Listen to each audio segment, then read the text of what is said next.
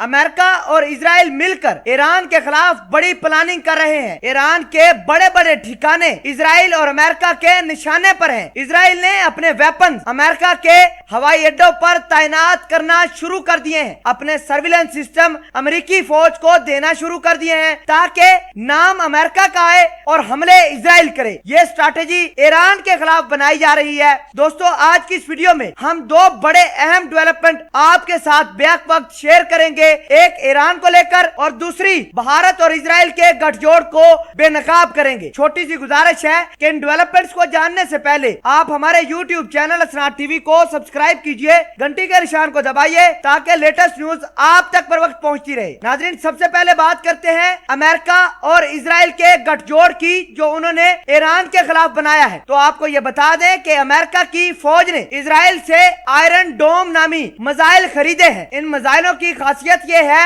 کہ یہ فضا کے اندر کروز میزائلوں کو مارنے میں صلاحیت رکھتا ہے اور ایران کے پاس تقریباً سارے کے سارے کروز میزائل موجود ہیں۔ ایران اپنے انہی کروز میزائلوں سے امریکہ کے فوجی ٹھکانوں کو نشانہ بناتا ہے۔ بہرحال خبر یہ ہے کہ اسرائیل کے بہت سارے سرویلنس سسٹم عراق، شام، لبنان اور جہاں جہاں امریکی فوجی اڈے ہیں وہاں پر تعینات کر دیے گئے ہیں تاکہ ایران کو چوطرفہ طریقے سے گھیر کر ایران کے نیوکلیر پاور پلانٹ پر اٹیک کیا جائے۔ ایران کے میزائل سٹی بھی امریکہ اور اسرائیل کے نشانے پر ہیں۔ آپ کو یہ بھی بتا دیں کہ اسرائیل کو سب سے زیادہ خطرہ حزب اللہ سے ہے اور حزب اللہ لبنان کے اندر بیٹھ کر اسرائیل اور امریکہ دونوں کو دہلاتا ہے۔ آپ کو یہ بھی بتا دیں کہ حزب اللہ کی سب سے زیادہ مدد ایران ہتھیاروں اور پیسے کی مدد سے کرتا ہے۔ دوسری جانب حزب اللہ کے کمانڈر حسن نصرانی کا بیانیہ سامنے آیا ہے۔ ان کا کہنا ہے کہ ایران کی مدد سے وہ اسرائیل کے ٹھکانوں کو نشانہ بنائیں گے، یورپ کے اندر موجود اپنے مخالف لوگوں کو نیست و نابود کریں گے۔ یہ تمام تر باتیں ایسے وقت میں سامنے آ رہی ہیں جب امریکہ نے اسرائیل کا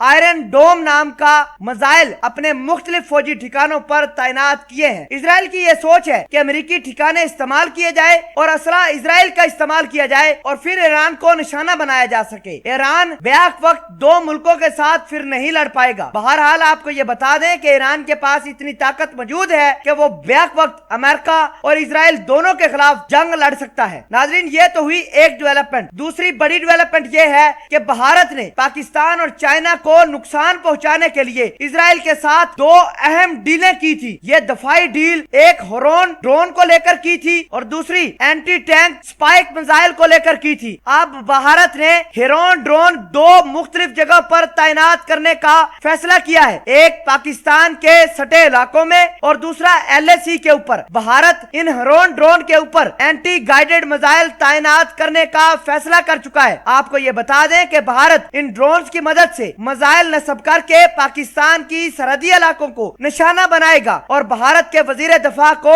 ان تمام تر کہانی کی اپروول کی سمری بھی پہنچ چکی ہے۔ ناظرین، بھارت کو لگاتار اسرائیل مدد فراہم کر رہا ہے تاکہ بھارت اپنے ہمسایہ پر اپنا جارحانہ رویہ جاری رکھ سکے۔ ایک طرف ایران کے خلاف اسرائیل تمام تر کہانیاں رچ رہا ہے، دوسری جانب چائنا اور پاکستان کے خلاف یہ تمام تر جنگی کارروائیوں میں بھارت کی مدد کر رہا ہے۔ آپ کو یہ بتا دیں کہ بھارت لگاتار امریکہ اور اسرائیل کی مدد سے ہی اپنی دادا گیری اس علاقے میں بنانا چاہتا ہے، جو کہ ممکن نہیں ہے۔ اگر بھارت پاکستان کے خلاف میلی آنکھ سے دیکھے گا تو پاکستانی آرمی اس کے منہ پر تماچے مارے گی اور بھارت کے گندے عزائم نیست و نابود کرے گی، اور چائنا نے تو پہلے ہی یہ کر کے دکھا دیا ہے۔ بھارت چائنا کو دیکھ کر، چائنا کا نام سن کر دم دبا کر بھاگنا شروع کر دیتا ہے۔